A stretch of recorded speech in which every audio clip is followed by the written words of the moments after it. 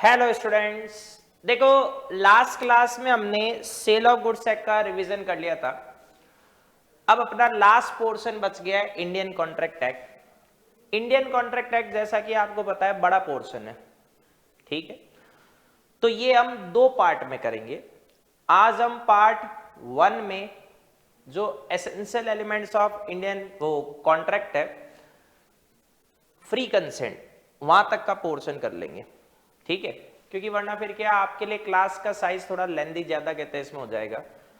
फिर second class में बाकी बचा हुआ पोर्शन खत्म करने की कोशिश करेंगे। तो अब इसमें ध्यान क्या रखना है, आपको रिवीजन क्लास का पोर्शन और सब करवा दिया, कॉन्सेप्चुअल क्लैरिटी आ जाएगी इससे। लेकिन जो क्वेश्चन के आंसर्स की प्रैक्टिस है, एग्जाम्पल है, वो आपको अपने साइड पे करना चाहिए। YouTube पर आप जाओगे तो VSI के रूट से मैंने कुछ क्वेश्चंस कहते हैं इसमें ऑलरेडी पास्ट एग्जामिनेशन के पेपर सॉल्व करवा रखे हैं। RTP हर अटेम्प्ट की करवाता ही हूं, तो कुछ क्वेश्चंस तो आप वहां से भी क्या कर सकते हो, प्रैक्टिस। बिना क्वेश्चंस की प्रैक्टिस के आप सीधा 12th के बेसिस पे मोर देन हाफ लॉ का पेपर अटेंड नहीं कर पाओगे, तो वो प्रैक्टिस जरूर करनी चाहिए। तो देखो, इंडियन कॉन्ट्रैक्ट एक्ट 1872, बहुत सारे बच्चे गलती क्या करते हैं, यहां पर हर चैप्टर का अपना वेटेज ICA ने पहले से फिक्स कर रखा है। जैसे इसके अंदर से मैक्सिमम 22 मार्क्स के ही क्वेश्चन आ रहे हैं, वो मैक्सिमम मिनिमम दोनों एक ही है, ठीक है। सेल के साइड से 16 के आने तय हैं, पार्टनरशिप के साइड से 16 के आने तय है, LLP 5 की फिक्स है और कंपनी के साइड से 13। जितना टाइम कॉन्ट्रैक्ट अकेला कंज्यूम कर जाता है उतने टाइम में कहते हैं इसमें सेल और पार्टनरशिप दोनों हो जाते हैं, ठीक है। तो इसका मतलब कॉन्ट्रैक्ट करके आप 22 कवर करोगे और सेल और पार्टनरशिप करते 32 कवर होते हैं। तो मैं कॉन्ट्रैक्ट को इसलिए सबसे लास्ट में प्रायोरिटी देता हूं, रिवीजन में भी इसलिए लास्ट में लेके आया। हालांकि कॉन्ट्रैक्ट कोई डिफिकल्ट एक्ट नहीं है, आसान है, पर इसमें समस्या क्या है, छोटे छोटे स्मॉल टॉपिक है और फिर सबकी अपनी अपनी लैंग्वेज होती है। तो अब आपके ऊपर डिपेंड करता है कि आपको कम मेहनत में ज्यादा नंबर लाने, तो पहले कंपनी करो, फिर पार्टनरशिप, फिर कहते हैं इसमें सेल। और आप एकदम प्रॉपर वे से जाना चाहते हो तो उल्टा कर दो, सेल करो, सॉरी कॉन्ट्रैक्ट करो, then sale, then partnership, last में कंपनी, और सबसे एंड में क्या रखो, LLP। वो आपकी चॉइस है, मुझे उसमें कोई दिक्कत नहीं है। तो समझो कॉन्ट्रैक्ट सेक्शन 2 क्लॉज H क्या कहता है, an agreement enforceable by law is a contract. मतलब if you want to understand the contract, first you have to understand agreement, then enforceable by law। agreement तो यहाँ डिफाइंड है, enforceable by law का मतलब है section 10 essential elements of a valid contract। वो हम आगे देखेंगे, कॉम्पिटेंट पार्टीज, फिर उनकी free consent, lawful object and consideration and not expressly declare to be void, ठीक है। अब agreement, every promise and every set of promises forming consideration for each other is known as an agreement. मतलब contract को समझना है तो पहले agreement समझो, एग्रीमेंट को समझना है तो पहले प्रॉमिस एंड कंसिडरेशन समझो। प्रॉमिस क्या है, जब कोई ऑफर, प्रपोजल क्या हो जाएगा, एक्सेप्ट हो जाएगा, मतलब प्रपोजल के ऊपर एसेंट आ जाएगी, तो वो किस में कन्वर्ट हो जाएगा, प्रॉमिस में। तो मतलब आप देखो सिचुएशन क्या बन रही है, अगर आपको कॉन्ट्रैक्ट समझना है तो पहले एग्रीमेंट समझना है, एग्रीमेंट समझना है तो प्रॉमिस एंड कंसिडरेशन समझना है, प्रॉमिस समझना है तो ऑफर एंड एक्सेप्टेंस समझनी। तो क्यों ना इस फॉर्मूले को रिवर्स कर दिया जाए। अगर आपको कॉन्ट्रैक्ट ही समझना है तो सबसे पहला आप किसको समझो, ऑफर को, देन किसे, एक्सेप्टेंस को, उसके बाद किसको, कंसिडरेशन को, और लास्टली किसको, एनफोर्सेबल बाय लॉ को।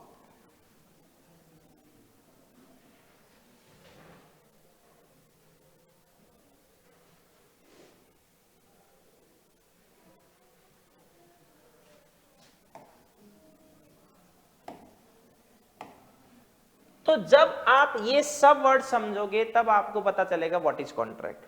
अब मजेदार चीज देखो, ऑफर प्लस एक्सेप्टेंस क्या बन गया? प्रॉमिस। प्रॉमिस प्लस कंसिडरेशन क्या बन गया? एग्रीमेंट। और agreement plus enforceable by law जोड़ते ही क्या बन जाएगा? कॉन्ट्रैक्ट। मुझे सीक्वेंस पसंद है टीचिंग में, तो मैं तो हमेशा इस फॉर्मेट से टीच करता हूं कॉन्ट्रैक्ट को। ऑफर, एक्सेप्टेंस, फिर अपना consideration, then enforceable by law. इसलिए मैंने आपके जो कॉन्ट्रैक्ट के टाइप्स है, एसेंशियल एलिमेंट्स हैं, वो यहां यूनिट 1 में नहीं रखे हैं, वो आएंगे यूनिट 3 के एंड में। तो अगर आप सोच रहे हो कि मैं ये कराऊंगा, यूनिट 1 खत्म हो गई और इसके अंदर क्या नहीं आया, कॉन्ट्रैक्ट के टाइप्स, एसेंशियल एलिमेंट्स, तो आए नहीं, टेंशन मत लो, सब आएंगे उनकी सही सीक्वेंस पे। तो जब मैं यूनिट 3 फिनिश करने आऊंगा, मतलब नेक्स्ट वाले क्लास के टाइम पर, तो उस समय आपको वो सारे टाइप्स और मिल जाएंगे, क्योंकि वो फिर आपको अपने आप ही समझ में आएंगे।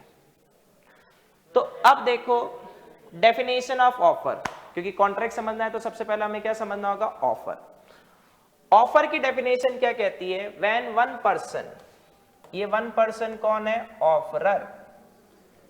जो ऑफर देता है उसको हम ऑफरर बोलते हैं। पार्टीज पे कमांड बनाना सीखो। Signifies to another his willingness. Another कौन है? ऑफरी। विलिंगनेस का मतलब अपना कहते हैं इसमें मन की बात, जिसके रूट से आगे चल के क्या बनेगा? कॉन्ट्रैक्ट। क्या सिग्निफाई कर रहा है? टू डू और टू एब्सटेन। टू डू मतलब कौन सा ऑफर? पॉजिटिव। टू एब्सटेन मतलब कोई काम नहीं करना, तो ये कौन सा ऑफर है? Negative offer. तो मतलब ऑफर क्या हो सकता है? पॉजिटिव भी हो सकता है और ऑफर नेगेटिव भी हो सकता है। विद अ व्यू, ऑफर क्यों किया? ये ऑब्जेक्ट है। To obtain assent of that other. That other कौन है? Offeree. For such an act और एब्सटिनेंस, तो माना जाएगा कि उसने क्या किया है? ऑफर किया है। तो देखो ऑफर के एसेंशियल एलिमेंट दो पार्ट में डिवाइड किए हैं, एक डेफिनेशन के बिहाफ पर और एक नॉर्मल।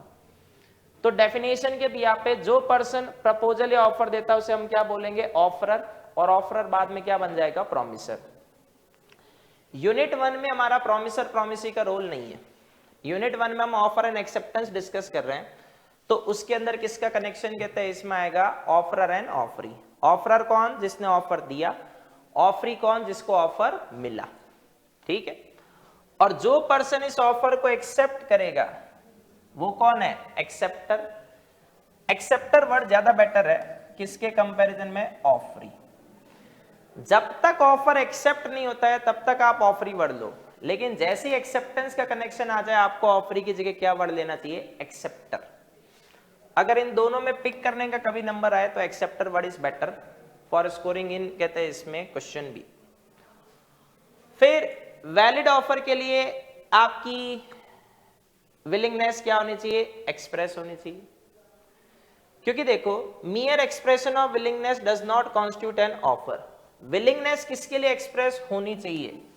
टू डू और नॉट टू डू समथिंग। आप ऑफर दे रहे हो सामने वाले को, तो कोई ना कोई आप उससे एक्ट या तो करवाना चाहते हो या नहीं करवाना चाहते। आपने किसी को ऑफर दिया भाई अपनी कार सेल कर दे, ये टू डू।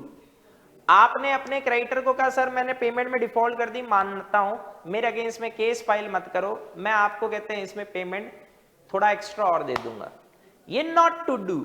तो एक्सप्रेशन ऑफ विलिंगनेस कोई ना कोई पर्पज के लिए होनी चाहिए, टू डू या नॉट टू डू। फिर ऑफर पॉजिटिव और नेगेटिव दोनों हो सकता है। टू डू अभी समझाया था, कौन सा offer? Positive. Not to do abstinence, ये क्या हो गया? Negative. Willingness must be express with a view to obtain the assent of offeree. आपने अपनी विलिंगनेस किसी को ऐसे ही थोड़ी ना बता दी, अब आपने जो उसे ऑफर दिया आप क्या चाहते हो? सामने वाला पार्टी उसे एक्सेप्ट कर ले।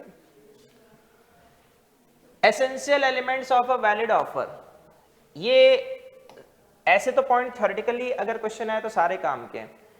यूनिट 1 के बारे में ध्यान रखना है, ब्लफ यूनिट है ऑफर एंड एक्सेप्टेंस के कॉन्टेक्स्ट में। इसमें से वो कितने भी क्वेश्चन कह सकता है अगर मूड होता है, और मूड नहीं होता तो वो 1 नंबर का क्वेश्चन नहीं देता। तो फिर भी ध्यान रखो ये पॉइंट एग्जाम के लिए काम का है। ऑफर का इंटेंशन क्या होना चाहिए? लीगल रिलेशनशिप क्रिएट करने का। मतलब सामने वाला पार्टी जो ऑफर दे रहा है उस ऑफर से बाउंड होना चाहता है। सोशल या डोमेस्टिक ऑफर को क्या नहीं किया जा सकता? लॉ में एनफोर्स नहीं किया जा सकता। मान लो कहते हैं इसमें एक फ्रेंड दूसरे फ्रेंड को कहता है शाम को पार्टी दूंगा, बाद में नहीं देता, तो क्या दूसरा फ्रेंड उसके अगेंस्ट में केस फाइल कर देगा? नहीं। फादर अपने सन से कहता है बेटा फाउंडेशन क्लियर कर, तेरे को नई बाइक या एक्टिवा दिलाऊंगा। बेटा क्लियर कर लेता है, लेकिन पिताजी उसको बाइक एक्टिवा नहीं दिलाते, तो क्या सन अपने फादर के अगेंस्ट में केस फाइल कर सकता है? No. There is no intention to create legal relationship. वो उस ऑफर से बाउंड होना नहीं चाहते। तो जब तक कि ऑफर लीगल कॉन्सिक्वेंसेस या लीगल रिलेशनशिप को राइज नहीं करेगा तब तक उसे अपन वैलिड ऑफर नहीं मानेंगे। ठीक है। नेक्स्ट, ऑफर क्या होना चाहिए? सर्टेन, डेफिनेट एंड नॉट वेग। वेग आता है अनक्लियर के लिए। आपके पास 5 कार्स है, आप किसी को अपनी 1 कार सेल करने का ऑफर करते हो, लेकिन ये नहीं बताते कौन सी कार। ये क्या क्रिएट करी है? अनसर्टेनिटी। तो ये वैलिड ऑफर नहीं है। It must be communicated to offeree. जब तक ऑफर की नॉलेज ऑफरी को नहीं होगी तब तक वो उसे एक्सेप्ट कैसे करेगा? Without knowledge of offer acceptance can't be given. या इन इग्नोरेंस ऑफ ऑफर, आपको ऑफर का पता ही नहीं और फिर भी आपने acceptance they the by mistake, उस एक्सेप्टेंस की कोई वैल्यू नहीं है। यहां लालमन सुक्ला वर्सेस गौरी दत्त का केस देख लेना। ऑफर क्यों किया? सामने वाले की एसेंट लेने के लिए। तो ये ऑफर का क्या हो गया? Object.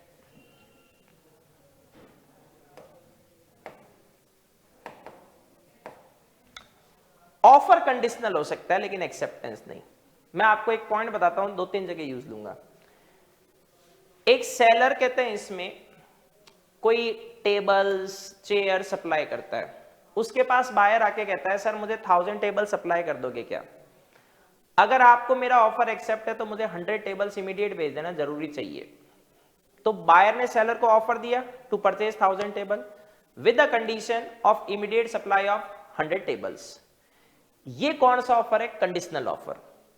If seller wants to accept such offer then seller has to supply 100 tables first to buyer to give such acceptance. If seller fails, मतलब उसने नहीं की वो 100 टेबल सप्लाई, तो वो ऑफर क्या हो जाएगा? रिजेक्ट हो जाएगा। तो अगर ऑफर में कोई कंडीशन है और आपको एक्सेप्ट करना है तो कंडीशन पूरी करनी चाहिए। Offer should not contain a term non compliance of which amounts to acceptance. इसका रिवर्स वर्जन होता है silence can not be considered as acceptance। मतलब या तो आप कहते हैं इसमें क्या नहीं करो, ऑफर दो ही मत, या फिर अगर ऑफर दे रहे हो तो सामने वाले के रिप्लाई का वेट करो। आपने ऑफर में लिख दिया कि सर इतने टाइम तक रिप्लाई नहीं आया तो मैं मान लूंगा ऑफर एक्सेप्ट हो गया। अगर ऑफरी की साइड से कोई रिप्लाई नहीं आता है तो इसका मतलब होता है उसका लैक ऑफ इंटरेस्ट, उसे ऑफर एक्सेप्ट नहीं करना। आप लोग जानते हो इतनी कहते हैं इसमें क्लासेस से, मैं नॉर्मली कहते हैं एग्जाम्पल और प्रिफर नहीं करता, पर मैंने एग्जाम्पल 2-3 जगह दिए, उसकी वजह है। जैसे आप ये एग्जाम्पल देखो, ए ने बी को कहा कि मेरा एंड्रॉयड मोबाइल है, वो 5000 रुपीज में कहते हैं इसमें परचेज करना है क्या, और साथ में कह दिया 1 वीक में रिप्लाई नहीं मानना दिया तो मान लेंगे कि बी ने इसका ऑफर एक्सेप्ट कर लिया। अरे 1 वीक में अगर बी कोई रिप्लाई नहीं देता है, it's amount to rejection of offer, it can not be considered as acceptance. Silence को आप कैसे एक्सेप्टेंस मान रहे हो? तो ये वैलिड ऑफर नहीं है। ऑफर स्पेसिफिक भी हो सकता है और जनरल भी, मतलब ये टाइप्स ऑफ ऑफर में भी आ जाएगा आगे। ऑफर एक्सप्रेस भी हो सकता है और इंप्लाइड भी। एक्सप्रेस ऑफर मतलब जो हमने किससे बनाया? By words. वर्ड्स कैसे होता है? ओरल या written. Implied other than words, मतलब जो किससे बना? By conduct. अब सपोज करो कहते हैं इसमें बैंक वाले एटीएम जगह जगह लगा देते हैं, तो क्या वो एटीएम आपको ऐसे एक्सप्रेसली कोई ऑफर देता है आओ मुझसे रुपए निकालो, या ऐसे व्हाट्सएप पे टेक्स्ट आता है क्या? नहीं। वो कौन सा ऑफर है? इंप्लाइड। आप उससे मनी कहते हैं इनकैश करते हो, तो क्या आप बोलते हो हे मशीन मुझे रुपए दे? नहीं। तो आपने कौन सी एक्सेप्टेंस दी? इंप्लाइड। बैंक वालों का ऑफर इंप्लाइड था, आपके साइड से इंप्लाइड कहते हैं एक्सेप्टेंस आई। हम आगे चल के देखेंगे, इसको बोलते हैं टैसिट कॉन्ट्रैक्ट, साइलेंट कॉन्ट्रैक्ट, वो इंप्लाइड कॉन्ट्रैक्ट का एक पार्ट है। ऑफर किससे डिफरेंट होता है? मियर स्टेटमेंट ऑफ इंटेंशन। मान लो मैं कह देता हूं कि मैं अपनी कार सेल करने का सोच रहा हूं, तो ये ऑफर थोड़ी ना, मैंने अपनी फाइनल विलिंगनेस आपको कहां बताई, ठीक है। एन इन्विटेशन टू ऑफर, देखो इन्विटेशन टू ऑफर के नाम में आंसर गिवन है। आप किसको इनवाइट कर रहे हो? ऑफर को इनवाइट कर रहे हो। तो अगर इन्विटेशन टू ऑफर एक्सेप्ट हो भी गया तो क्या बनेगा? ऑफर। लेकिन अगर ऑफर एक्सेप्ट हो जाता तो क्या बन जाता? कॉन्ट्रैक्ट। मतलब ऑफर प्लस एक्सेप्टेंस प्रॉमिस भी है, एग्रीमेंट भी है और कॉन्ट्रैक्ट भी है, वो समझने का फर्क कहते हैं इसमें होता है। तो अब देखो, अगर कोई पर्सन अपनी फाइनल विलिंगनेस सामने वाले को एक्सप्रेस करता है तो वो ऑफर है, और वो फाइनल विलिंगनेस एक्सप्रेस नहीं करता तो इन्विटेशन टू ऑफर। अभी आगे डिफरेंस देखेंगे। Statement of intention and announcement. मान लो ये आईसी का एग्जांपल है, ए बी अपनी फ्रेंड से कहता है मैं इस साल के एंड तक शादी कर लूंगा, तो क्या ए ने बी को ऑफर किया तुझसे ही करूंगा, तो इसका मतलब ये उसने केवल अपनी इंटेंशन अनाउंस की है, फाइनल विलिंगनेस नहीं बताई। पर नालायक आगे कहता है विल यू मैरी मी, ये ऑफर हो गया। अब इसने अपनी फाइनल विलिंगनेस क्या कर दी? Express. Offer must be distinguish from an answer to a question. किसी ने आपसे कोई क्वेश्चन पूछा सर आपकी कार की रेट क्या है, आपने कहा सर 10 लाख, तो इसका मतलब आपने उसको ये थोड़ी नहीं कह दिया कि आप अपना कहते हैं इसमें कार उसको सेल करना चाहते हो। उसने क्वेश्चन पूछा, आपने रिप्लाई दे दिया। इसमें हार्वे वर्सेस फैसी का केस है। ऑफर डिस्टिंग्विश है किससे? इनविटेशन टू ऑफर से। ये काम का पॉइंट है। देखो अभी आपको क्या समझाया, इनविटेशन टू ऑफर एक्सेप्ट होगा तो क्या बनेगा? ऑफर। तो मतलब इनविटेशन टू ऑफर किसको प्रिसीड कर रहा है? ऑफर को। इनविटेशन टू ऑफर एक्सेप्ट होने पर केवल ऑफर बना, कॉन्ट्रैक्ट तो नहीं, तो मतलब इनविटेशन टू ऑफर से कॉन्ट्रैक्ट नहीं बन रहा, इसमें तो केवल नेगोशिएशंस हो रही है, ठीक है। लेकिन ऑफर देखो डेफिनेट एंड कैपेबल है, मतलब ऑफर एक्सेप्ट होता है तो क्या बन जाता है? वो कॉन्ट्रैक्ट बन जाता। लेकिन इनविटेशन टू ऑफर तो नाम में आंसर गिवन हो, केवल किसको सर्कुलेट कहते हैं इसमें कर रहा है? ऑफर को। तो ये जो एडवर्टीजमेंट है, प्रोस्पेक्टस है, शोरूम कहते हैं इसमें होता है, वहां पर जो गुड्स डिस्प्लेड होते हैं इवन विद प्राइस टैग कहते हैं इसमें डिस्प्लेड हो, ये सब के सब इनविटेशन टू ऑफर है। स्टे समझो, बस एक एग्जांपल करा रहा हूं क्योंकि ये कोई नॉर्मल क्लास नहीं, ये रिवीजन क्लास है। एक शोरूम में प्राइस टैग के साथ गुड्स डिस्प्लेड है, वो क्या हुआ? Invitation to offer. आपको गुड्स अच्छा लगा, आपने जाकर कैशियर को कहा I want to purchase this goods, तो अब आप क्या कर रहे हो? ऑफर। कैशियर बिल कर देता है तो ये एक्सेप्टेंस और कॉन्ट्रैक्ट बन गया। कैशियर बिल करने से मना कर देता है तो एक्सेप्टेंस नहीं आई, तो कहानी कहां खत्म हो गई? ऑफर की स्टेज पर ही कहते हैं इसमें खत्म हो जाएगी, वो कॉन्ट्रैक्ट में कन्वर्ट नहीं हो पाएगा। Classification of offer. General offer, नाम में आंसर गिवन है, जो जनरल पब्लिक को दिया गया, तो पब्लिक एट लार्ज में से कोई भी एक्सेप्ट कर सकता है। अगर इसके साथ कोई कंडीशंस ऐड है तो इसे वही पर्सन एक्सेप्ट कर सकता है जो इन कंडीशंस को फुलफिल करेगा। Carlill versus carbolic smoke ball and company.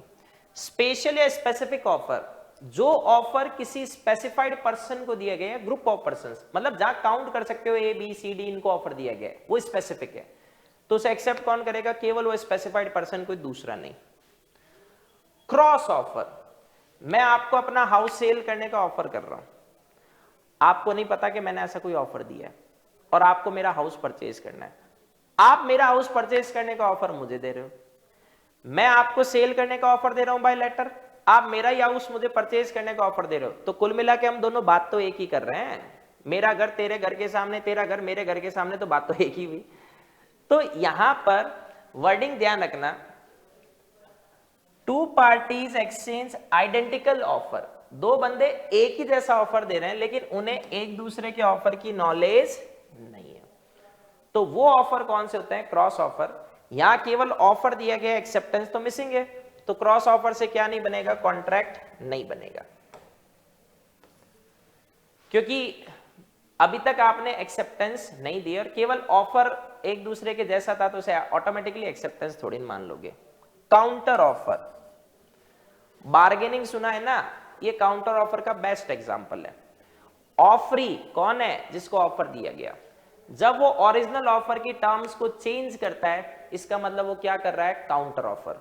और काउंटर ऑफर से ओरिजिनल ऑफर क्या हो जाएगा? Lapse.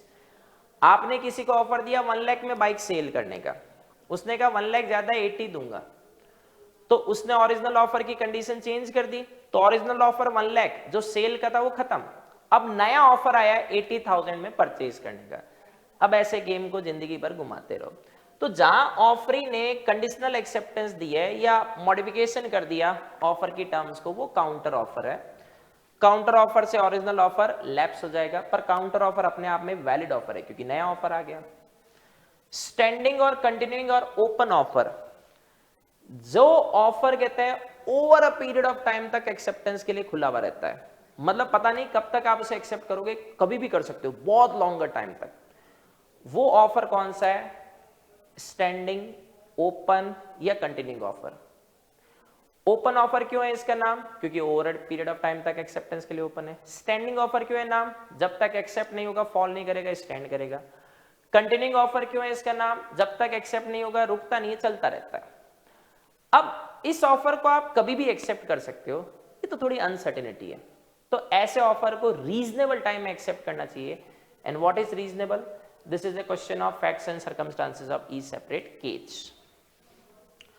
Modes of revocation of offer, offer कैसे खत्म हो जाएगा? अभी करवाया था, सामने वाले ने कह दिया मुझे ऑफर एक्सेप्ट नहीं करना, तो ये नोटिस ऑफ रिवोकेशन किससे पहले आ जाना चाहिए? Before acceptance. तो फिर ऑफर क्या हो जाएगा? रिवोक। लैप्स ऑफ टाइम, अगर ऑफर फिक्स टाइम के साथ था और आपने उस टाइम में रिप्लाई नहीं दिया तो साइलेंट एक्सेप्टेंस तो है नहीं, ऑफर वहीं पे लैप्स। और अगर ऑफर में कोई टाइम पीरियड गिवन नहीं है तो रीजनेबल टाइम खत्म हो गया। Non fulfilment of condition president, वो एक्सेप्टर या ऑफरी ने वो 100 टेबल्स नहीं भेजी, जो अभी थोड़ी देर पहले एग्जांपल लिया। Condition president primary condition. Death और इंसैनिटी, अगर मान लो प्रपोजर मतलब ऑफरर, ऑफरर और प्रपोजर दोनों एक ही है, उसकी डेथ या इंसैनिटी हो गई, ठीक है, और एक्सेप्टर को कहते हैं इसमें इस बारे में पता है, तो अब एक्सेप्टेंस देने का कोई फायदा नहीं है।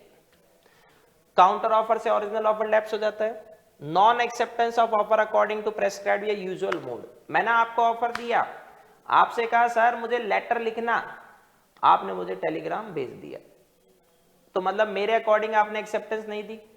हाँ, अगर मैं चाहूं तो इस एक्सेप्टेंस को मान भी सकता हूं और मैं चाहूं तो मना भी कर सकता हूं, सर मैंने तो लेटर की बात की थी, आप टेलीग्राम से क्यों भेज रहे हो। सब्सिक्वेंट इलीगलिटी और इम्पॉसिबिलिटी, ये बिफोर एक्सेप्टेंस। मैंने आपको इंपोर्ट एक्सपोर्ट ऑफ गुड्स का ऑफर दिया, आपको रिप्लाई देते उससे पहले गवर्नमेंट ने उसके ऊपर बैन लगा दिया, तो अब वो चीज बैंड हो गई, मतलब इलीगल हो गई। तो जिस समय ऑफर दिया गया था उस समय तो लीगल थी, ऑफर देने के बाद और एक्सेप्टेंस से पहले जो इम्पॉसिबिलिटी आती है वो सब्सिक्वेंट है। Acceptance when the person to whom proposal is made, ये कौन है? ऑफरी, वो अपनी एक्सेप्टेंस दे देता है, वो क्या बन जाएगा? एक्सेप्टर। तो ऑफर मान ले जाएगा एक्सेप्ट हो गया, और जैसे ऑफर एक्सेप्ट होगा वो किस में कन्वर्ट हो जाएगा? प्रॉमिस में। अब एक्सेप्टेंस के essential elements, acceptance can be given only by the person to whom offer is made, सही बात है, अभी आपको स्पेसिफिक ऑफर करवाया था, जिसे वो ऑफर दिया गया है, लाइक ए ने बी को दिया, तो एक्सेप्ट कौन करेगा? बी या उसका एजेंट। इसमें आप चाहो तो बोल्टन वर्सेस जोन्स का केस देख सकते हो। Acceptance must B absolute and unqualified, अगर एक्सेप्टेंस कंडीशनल है, एब्सोल्यूट का मतलब एग्जैक्ट, तो फिर वो क्या बन जाएगा? अगर एक्सेप्टेंस कंडीशनल हुई, काउंटर ऑफर, और काउंटर ऑफर से ओरिजिनल ऑफर क्या हो जाएगा? Lapse. Acceptance must be communicated, Brogden versus Metropolitan Railway Company है, आपने एक्सेप्टेंस दी बाय लेटर, लेटर पोस्ट ही नहीं किया, तो क्या सामने वाले को सपने आएंगे कि आपने एक्सेप्टेंस दे दी? तो कम्युनिकेशन होना चाहिए ऑफरर को या उसके एजेंट को। Acceptance must be in prescribed mode, अगर एक्सेप्टेंस के लिए मोड डिसाइडेड है तो उसके अकॉर्डिंग दो। हम ऑफर के पॉइंट से एक्सेप्टेंस पढ़ रहे हैं। टाइम अगर फिक्स है तो उसमें, नहीं तो reasonable time. मियर silence is not acceptance, मतलब एक इसमें फेल्ट हाउस वर्सेस बिंडले करके केस कहते हैं इसमें, वो आप देखना, साइलेंस को आप एक्सेप्टेंस नहीं मान सकते। मतलब आपने किसी को ऑफर दिया, सामने वाले ने अपने एजेंट को कोई डायरेक्शन दे दिया एक्सेप्टेंस का, पर आपको इसके बारे में कुछ भी नहीं बताया, तो साइलेंस एक्सेप्टेंस नहीं होती। एक्सेप्टेंस बाय कंडक्ट और इंप्लाइड एक्सेप्टेंस, एक एग्जांपल तो करवा दिया आपको, उस सप्लायर ने वो 100 टेबल सप्लाई कर दी, तो उसका कंडक्ट क्या शो कर रहा है? ऑफर एक्सेप्टेड है। सेकंड, ऑफर के साथ कोई एडवांस आया है, आपको ऑफर एक्सेप्ट नहीं करना, क्या करना चाहिए? एडवांस वापस लौटाना चाहिए, पर आपने एडवांस अपने पास रोक लिया, वो कंसिडरेशन रोक लिया, तो अब ऑफर कहते हैं इसमें क्या हो जाएगा? एक्सेप्टेड माना जाएगा by conduct. Modes of acceptance, आपने कोई एक्ट किया, एक्ट मतलब जैसे आपने एक्सेप्टेंस वर्ड से दी, ओरल या रिटन, एक्सेप्टेंस है। बाय ओमिशन, आपको ऑफर मिला केस फाइल मत करो 10,000 रुपए मिलेंगे, आपने केस फाइल नहीं किया, omission not to do. By conduct बता चुका हूं, ठीक है। वेट मशीन लगी हुई है, आप उस पर खड़े होकर कॉइन डालते हो, आपका कंडक्ट क्या शो कर रहा है? वो वेट मशीन वाला इंप्लाइड ऑफर आपको एक्सेप्ट करना है। एटीएम मशीन वाला बता दिया, वेंडिंग मशीन ले लो, बहुत एग्जाम्पल होते हैं। एक्सेप्टेंस ओवर टेलीफोन, टेलेक्स और फैक्स, कॉन्ट्रैक्ट कब बनेगा? अगर एक्सेप्टेंस आपने किससे दी? लेटर से, तो अभी हम देखेंगे कॉन्ट्रैक्ट कब बनेगा, जब वो एक्सेप्टेंस सामने वाली पार्टी की नॉलेज में आती है। एक्सेप्टेंस मतलब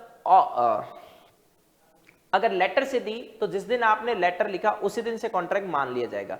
अगर आपने टेलीफोन, फैक्स या टेलेक्स से दी है तो जिस दिन वो टेलीफोन का एक्सेप्टेंस है ऑफर सुन लेता है, उस दिन कॉन्ट्रैक्ट कंप्लीट माना जाएगा, क्योंकि बीच में कॉल ड्रॉप हो गई तो उसे पता ही नहीं चलेगा एक्सेप्टेंस आएगी।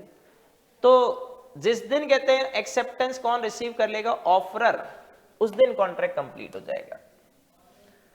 अगर किसी वजह से बीच में डिस्टर्बेंस हुआ, क्योंकि टेक्नोलॉजी है, तो फिर एक्सेप्टेंस वैलिड नहीं होगी। ये देखो कॉल ड्रॉप वाला। Relationship between offer and acceptance, एक ऑथर कहते हैं इसमें थे सर विलियम एंशन, वो कहते हैं सर ऑफर और एक्सेप्टेंस में वही रिलेशनशिप है जो गन पाउडर से लोडे ट्रेन को मैच स्टिक दिखाने का है। मतलब विलियम एंशन जी कहते हैं सर गन पाउडर और ऑफर दोनों बराबर है, मैच स्टिक एंड एक्सेप्टेंस ये दोनों बराबर है। अब ये दोनों प्लस हो गए तो क्या हो जाएगा? ब्लास्ट एक्सप्लॉइजन, और ये दोनों प्लस हो गए तो क्या बन जाएगा? कॉन्ट्रैक्ट। तो सेंस ये है कि केवल इसी स्टेज पे कॉन्ट्रैक्ट नहीं बनेगा, कॉन्ट्रैक्ट कौन से स्टेज पे बनेगा? जब ये होगा। जब तक ये हो रहा है इससे कोई कॉन्ट्रैक्ट थोड़ी बन रहा है, एक्सेप्टेंस के बिना तो कॉन्ट्रैक्ट बन ही नहीं सकता, ये आने के बाद कॉन्ट्रैक्ट बनता है। तो अगर कॉन्ट्रैक्ट बनने से रोकना है तो किससे पहले रोक लो? एक्सेप्टेंस से पहले। Once offer is accepted it becomes a promise, और बाद में आप इसको रिवोक नहीं कर सकते। तो मतलब एक्सेप्टेंस से पहले पहले ऑफर को आपको क्या कर देना चाहिए? रिवोक कर देना चाहिए।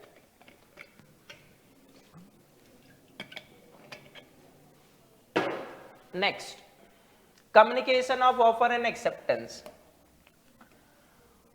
ऑफर का कम्युनिकेशन कब कंप्लीट होगा? देखो कम्युनिकेशन का सिंपल मीनिंग क्या है? शेयरिंग या एक्सचेंजिंग ऑफ आइडियाज और नॉलेज।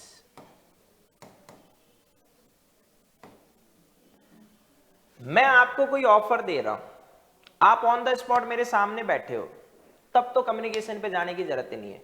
मैं जयपुर में बैठा हूं, आप मुंबई में बैठे हो, अब मैंने आपको कोई ऑफर का लेटर भेजा, तो वो बात मैं तो जानता हूं पर आप तो नहीं जानते। आप कब जानोगे? जब वो ऑफर वाला लेटर आप रिसीव करके रीड करोगे। केवल आपको मिल गया उससे काम नहीं होगा, आपको उसे रीड कहते हैं इसमें करना चाहिए। ही मस्ट रिसीव और read the message content in the letter, तब जाकर उसकी क्या होगी? Communication complete. Communication of acceptance, acceptance कौन देगा? ऑफरी, एक्सेप्टर, ठीक है।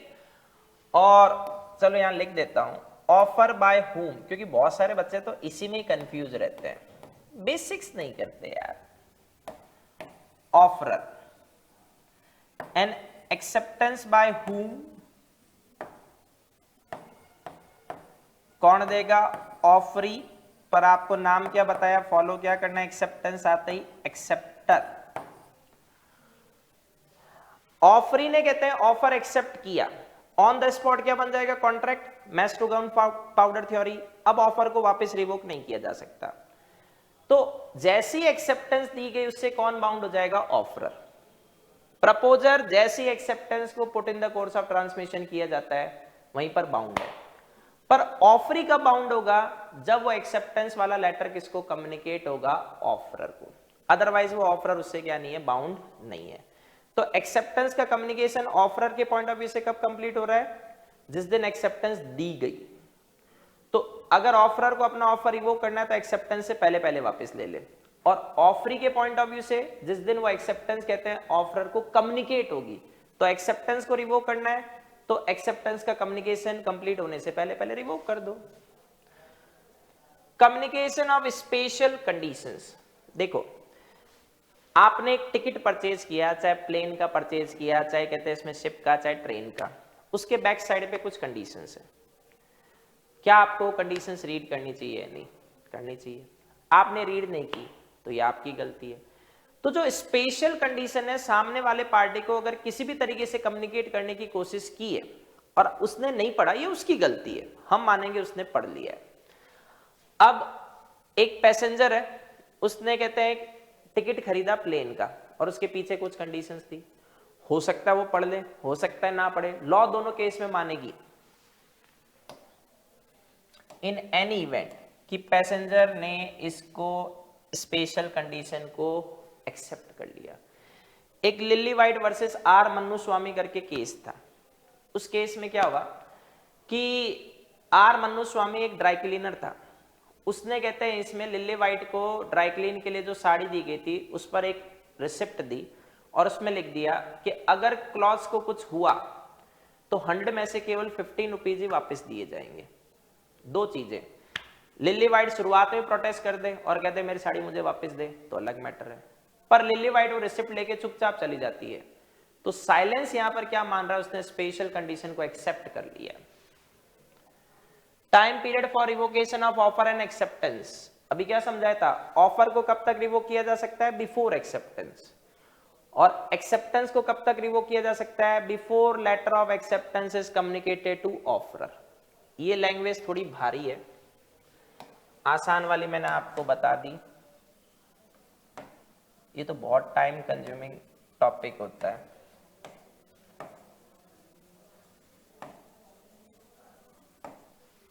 आपको आसान वर्डिंग लिख दी है।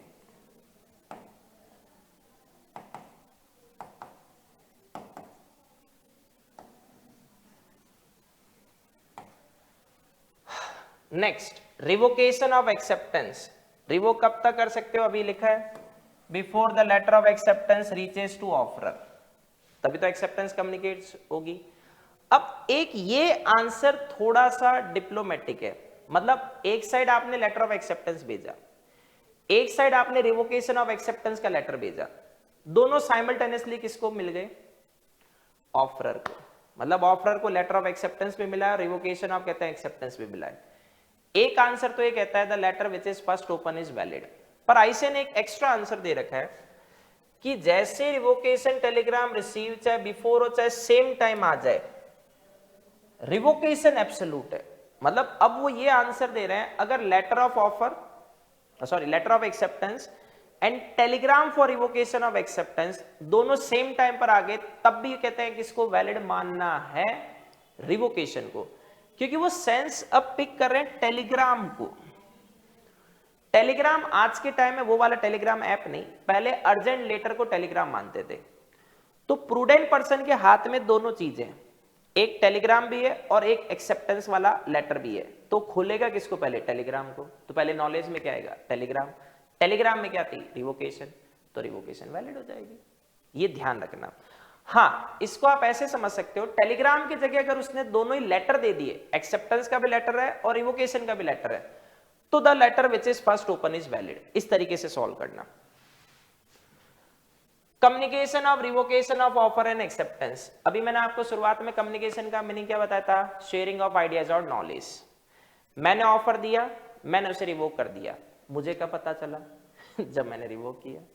आपको कब पता चलेगा? जब वो रिवोकेशन ऑफ ऑफर का लेटर आपको कम्युनिकेट हो जाएगा।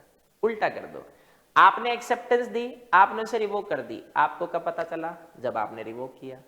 मुझे कब पता चलेगा? जब रिवोकेशन मेरे को कम्युनिकेट होगी। तो ये आपकी यूनिट 1 वैसे कंप्लीट नहीं हुई है, मेरे वर्जन से कंप्लीट हो गई, क्योंकि इसमें मैंने अभी टाइप्स ऑफ कॉन्ट्रैक्ट और एसेंशियल एलिमेंट्स ऑफ कॉन्ट्रैक्ट छोड़ रखे हैं, वो ऑटोमेटिक हो जाएंगे यूनिट 3 में। नेक्स्ट लेते हैं कंसिडरेशन। कंसिडरेशन को बोलते हैं क्विड प्रो क्यो, समथिंग इन रिटर्न। आप एक शॉप पे गए, शॉपकीपर को आपने रोकड़ा दिया कैश, उसने आपको गुड्स दी, दोनों पार्टी एक दूसरे को कुछ ना कुछ दे रही है या नहीं, तो इसको क्या बोलते हैं? कंसिडरेशन।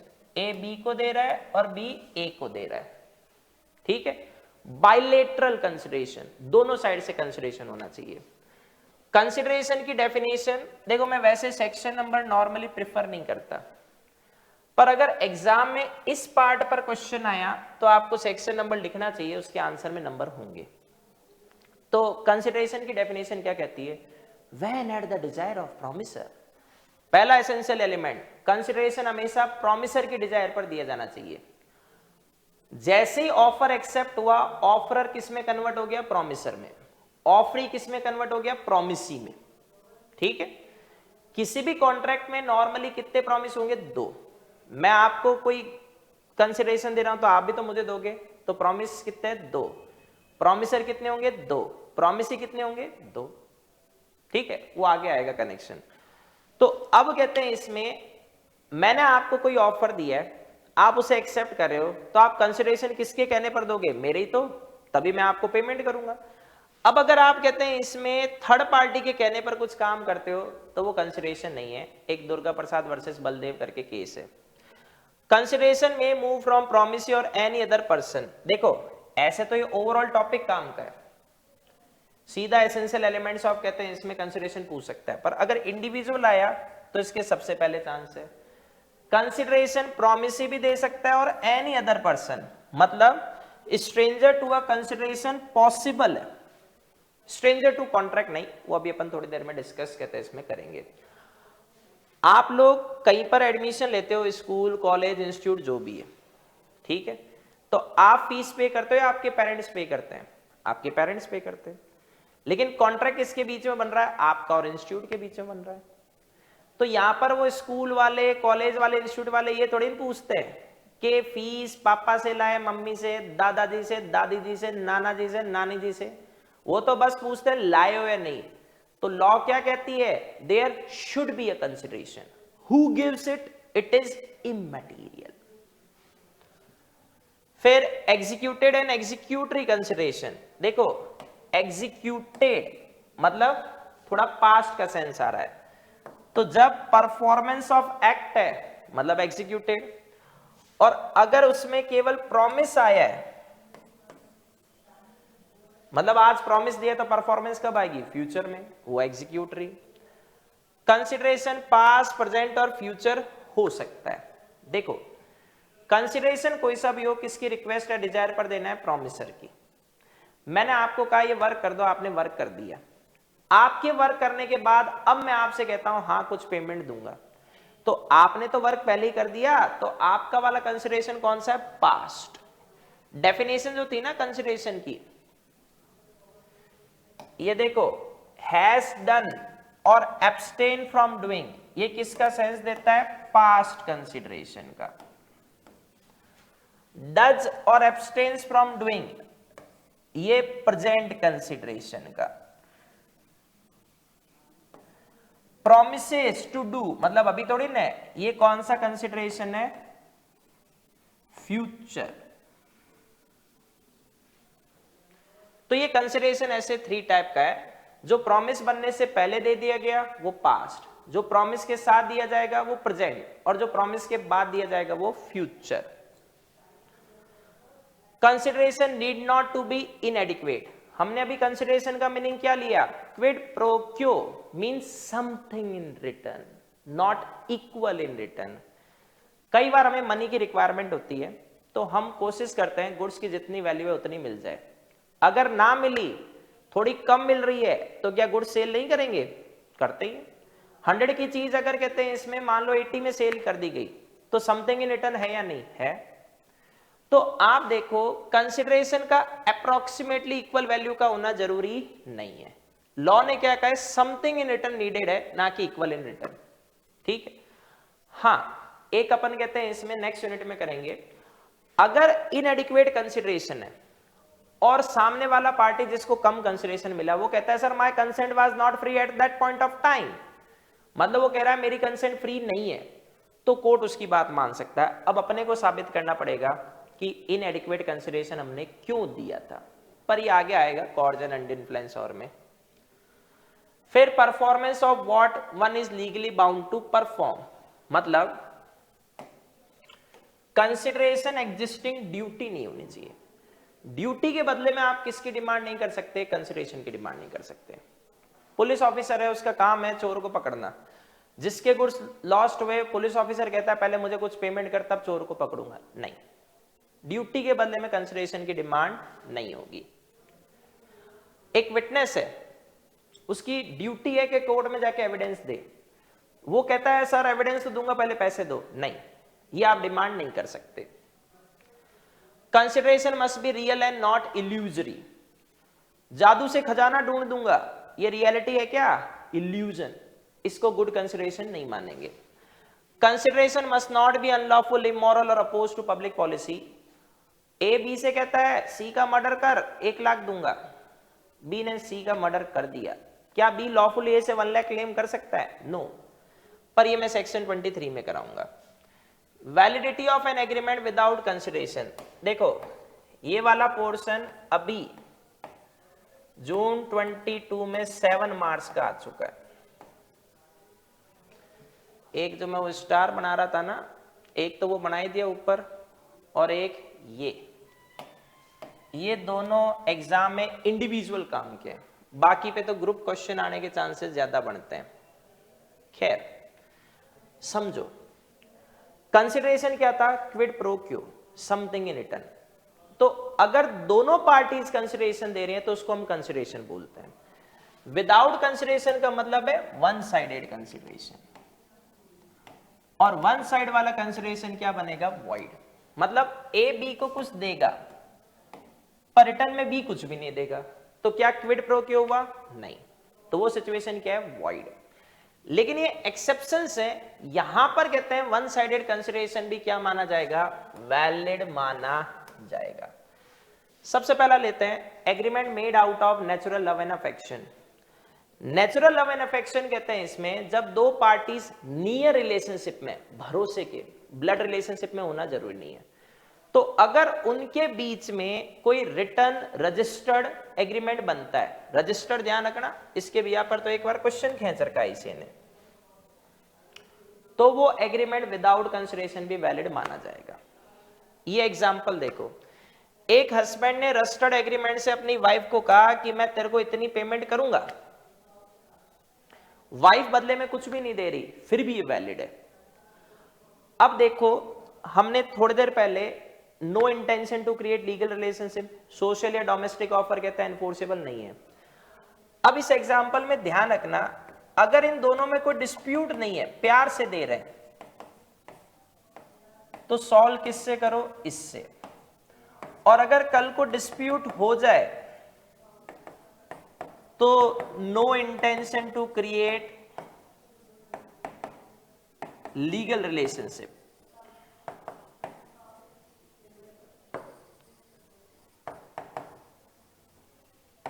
तो फिर नो लायबिलिटी ऑफ हस्बैंड। ये ध्यान रखना, बहुत थिन डिफरेंस है, मतलब उसने प्यार से देने की बात की, दे दी, हमें क्या दिक्कत है, मियाँ बीबी राजी, क्या करेगा काजी। लेकिन लड़ाई हो गई तो अब लॉ की बात करेंगे, हस्बैंड और वाइफ के बीच में कौन से रिलेशनशिप आए, डोमेस्टिक रिलेशनशिप, सोशल रिलेशनशिप, तो वो एनफोर्स नहीं करवाया जा सकता। Second, compensation for past voluntary services. अगर कोई पर्सन पास्ट में कोई वॉलेंटरी सर्विसेज देता है तो वैसे तो voluntary services equivalent to no consideration. मान लो आप बीमार पड़ गए, आपके फ्रेंड ने आपकी केयर की, तो वॉलेंटरली की उसने, ये कंसिडरेशन थोड़ी ना। पर आप रिकवर होने के बाद खुश हो गए कि मेरे फ्रेंड ने मेरी केयर की इसलिए मैं बच गया, now you want to pay some amount to your friend, तो आप तो कंसिडरेशन दे रहे हो, सामने वाला पार्टी क्या दे रहा है, कुछ भी नहीं, क्योंकि voluntary services equivalent to no consideration. तो इसमें कुछ कंडीशंस है। सबसे पहला, सर्विसेज कौन सी होनी चाहिए, वॉलेंटरली। किसके लिए दी गई हो, प्रॉमिसर की। प्रॉमिसर उस समय एग्जिस्टेंस में होना चाहिए,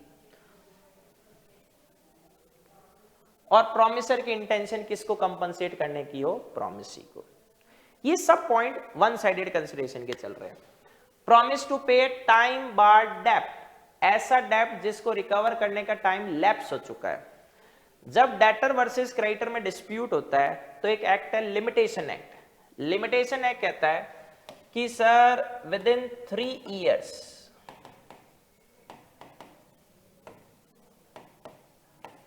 क्या हो जाना चाहिए, केस फाइल हो जाना चाहिए, ठीक है। अगर विद इन 3 years में केस फाइल नहीं हुआ तो अब वो डेप्ट क्या बन जाएगा, टाइम बार्ड। टाइम बार्ड डेप्ट बनने का मतलब अब जो क्रेडिटर ने डेप्ट दिया था, जो कंसिडरेशन दिया था, उसकी वैल्यू खत्म, तो मानेंगे क्रेडिटर ने कोई कंसिडरेशन नहीं दिया। लेकिन डेटर बाद में अगर टाइम बार डेप्ट को पे करना चाहे तो उसकी मर्जी है, वो रिटर्न प्रॉमिस देता है क्रेडिटर को, सर मैं दे दूंगा, तो क्रेडिटर का कंसिडरेशन तो टाइम बार डेप्ट बनने के साथ खत्म। अब कंसिडरेशन कौन दे रहा है, केवल डेटर, वो वैलिड माना जाएगा। Agency, section 185 contract act inter में पढ़ोगे, एजेंसी के क्रिएशन के लिए कंसिडरेशन की रिक्वायरमेंट नहीं है। एक स्टूडेंट कहते हैं इसमें किसी ऐसे एरिया से रहता है जहां पर एक स्वीट डिश बहुत फेमस है, मैं पीयूष सर, मैं बीकानेर से हूं, मुझे मिठाई पसंद है, ठीक है। मैंने उसे कहा भाई आते वक्त अपने एरिया से कहते हैं इसमें मेरे लिए वो स्वीट डिश ला देना, वो लाया, मैंने स्वीट डिश की उसको पेमेंट कर दी, तो मैंने स्वीट डिश की तो पेमेंट कर दी, लेकिन उसने जो स्वीट डिश मेरे को लाकर दी है उस एरिया से, वो मुझे कंसिडरेशन दे रहा है like an agent of me, पर वो मुझसे उसका कोई पैसा चार्ज नहीं कर रहा, तो वो तो मुझे कंसिडरेशन दे रहा है, पर मैं क्या दे रहा हूं, कुछ भी नहीं, वैलिड। कंप्लीटेड गिफ्ट, जब हम किसी को गिफ्ट देते हैं तो हम तो कंसिडरेशन दे रहे हैं, सामने वाला क्या दे रहा है, कुछ भी नहीं। बेलमेंट, मैंने आपको सेल में समझाया था, रियल लाइफ में हम सेकंड टाइम पर जो कॉन्ट्रैक्ट करते हैं वो कौन सा है, बेलमेंट, जब हम गुड्स किसी स्पेसिफिक पर्पज के लिए डिलीवर करते हैं। आपके फ्रेंड ने आपसे कहा भाई नोटबुक दे दे, मैं 2 दिन से एब्सेंट था, आपने दे दी, तो आप तो नोटबुक दे के कंसिडरेशन दे रहे हो, सामने वाला कुछ भी नहीं दे रहा, तो कौन सा कंसिडरेशन है, वन साइडेड। तो जो ग्रेचुअस बेलमेंट होता है इसमें नो कंसिडरेशन इज एक्सचेंज्ड, इन दोनों पार्टी में कोई कंसिडरेशन एक्सचेंज नहीं होता, फिर भी वैलिड माना जाता है। चैरिटी, जब हम चैरिटी करते हैं तो हम तो कंसिडरेशन दे रहे हैं, सामने वाला क्या दे रहा है, कुछ भी नहीं। इसमें केदारनाथ वर्सेस गौरी मोहम्मद करके केस था। अब लास्ट इसका पोर्शन लेते हैं यूनिट 2 का, sued by a third party to a contract, मतलब इसको हम प्रिविटी ऑफ कॉन्ट्रैक्ट भी बोलते हैं।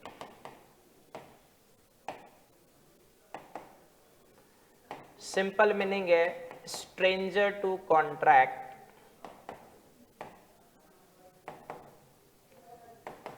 इज नॉट पॉसिबल, मतलब ए और बी में आपस में कॉन्ट्रैक्ट बना,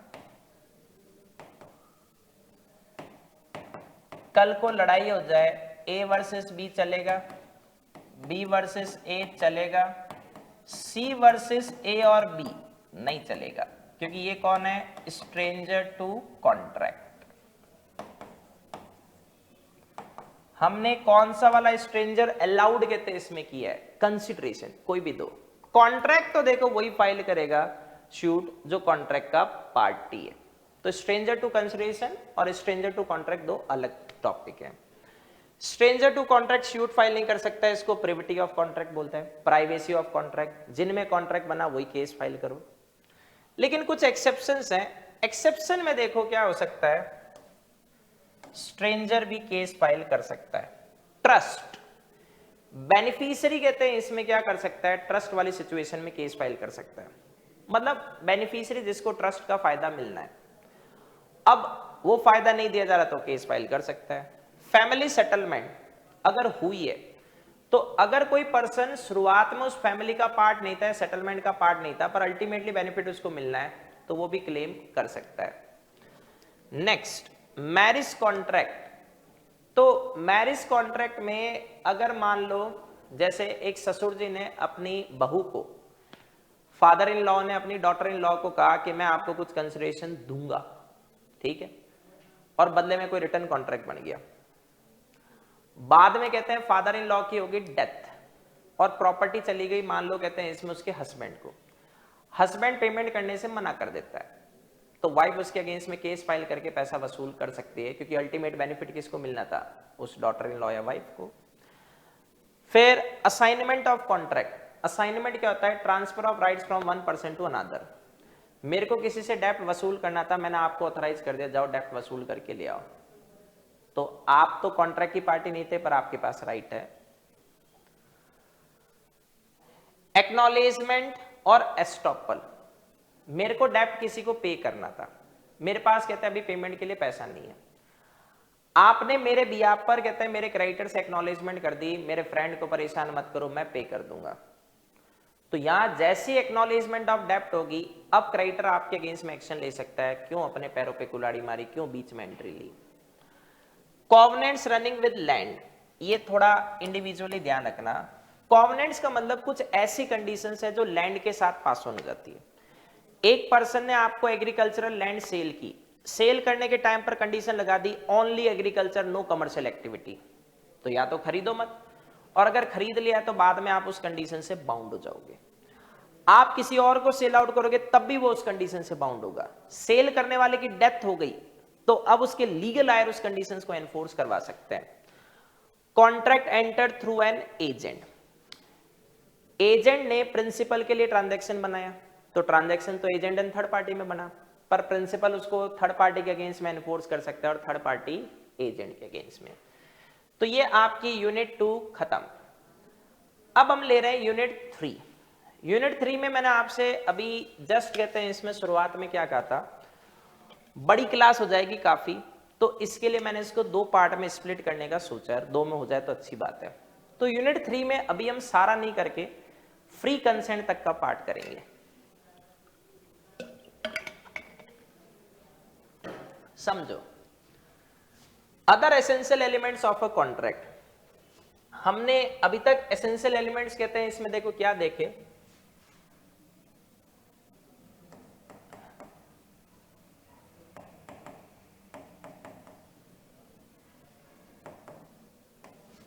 टू पार्टीज होनी चाहिए, फिर उनका intention to create legal relationship होना चाहिए,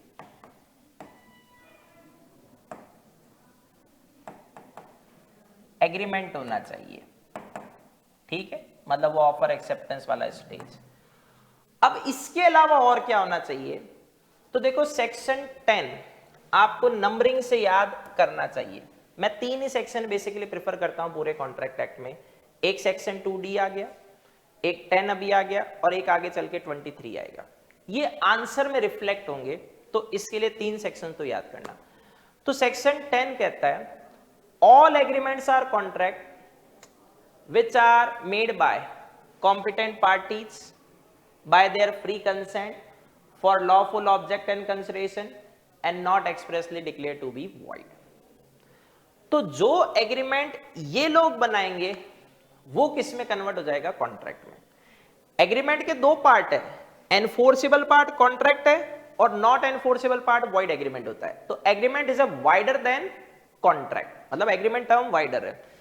ये जो कोटेशन है ना, all contracts are agreements but all agreements are not contract. जो भी कॉन्ट्रैक्ट है उसको बनाना है तो एग्रीमेंट होना चाहिए, लेकिन सारे एग्रीमेंट कॉन्ट्रैक्ट में कन्वर्ट नहीं होते, जैसे सोशल या domestic agreement, expressly void declared agreement. तो एग्रीमेंट वाली जो वर्डिंग है वो किससे वाइडर है? कॉन्ट्रैक्ट से, क्योंकि कॉन्ट्रैक्ट बनने के लिए एग्रीमेंट को क्या होना जरूरी है? लीगल ऑब्लिगेशन क्रिएट करने वाला होना जरूरी है। आप देखो शुरुआत में कॉन्ट्रैक्ट की डेफिनेशन क्या थी, section 2H, an agreement enforceable by law. तो जो एग्रीमेंट एनफोर्सेबल बाय लॉ नहीं है, जैसे सोशल, मॉरल, रिलीजियस, वो क्या नहीं होगा? कॉन्ट्रैक्ट नहीं बनेगा। तो एग्रीमेंट वाइडर है किससे? कॉन्ट्रैक्ट से। All agreements are not contract, जिसमें वो लीगल रिलेशनशिप क्रिएट करने की इंटेंशन नहीं है, वही social, domestic. But all contracts are agreement, वो डेफिनेशन ले आओ 2H की। कैपेसिटी टू कॉन्ट्रैक्ट, सेक्शन 11 कहता है every person is competent to contract who attains the age of majority, मतलब मेजर, वो 18 ईयर्स और मोर। फिर इज ऑफ साउंड माइंड, मतलब ये सही काम करता है, and not disqualified by law. तो जो पर्सन ये तीनों कंडीशन पूरी करता है उसको हम क्या बोलेंगे? Competent to contract. अब आओ, मेजर कौन है? Age of majority Indian majority act 1875 में दी गई है, वो कहता है 18 ईयर्स। एक वो गार्जियन एंड वार्ड्स एक्ट है, अगर कोर्ट ने किसी के लिए गार्जियन अपॉइंट किया वहां 21 है, वरना 18 ईयर्स। तो बिलो 18 वाला कौन हो गया? लेस देन द एज, चाहे एक दिन भी लेस है, वो माइनर है।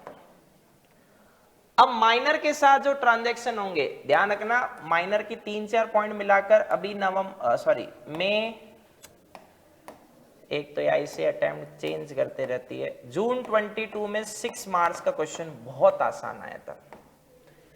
माइंड में फीड कर लेना, माइनर कोर्ट का लवेबल सन है, तो इसका मतलब जिन ट्रांजैक्शन में माइनर का बेनिफिट, फायदा जुड़ा हुआ है, फेवर वाले, वो तो वैलिड है, और जिन ट्रांजैक्शन से माइनर पर लायबिलिटी आ रही है वो वॉइड एब initio, void from the beginning. तो सबसे पहला, माइनर के साथ जो भी ट्रांजैक्शन है वो वॉइड एब इनिशियो। तो माइनर जहां डेटर है, आपको और आसान कर देता हूं,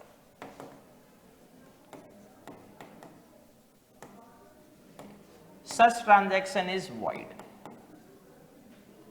तो इसमें केस था मौरी बीबी वर्सेस धर्मदास घोष।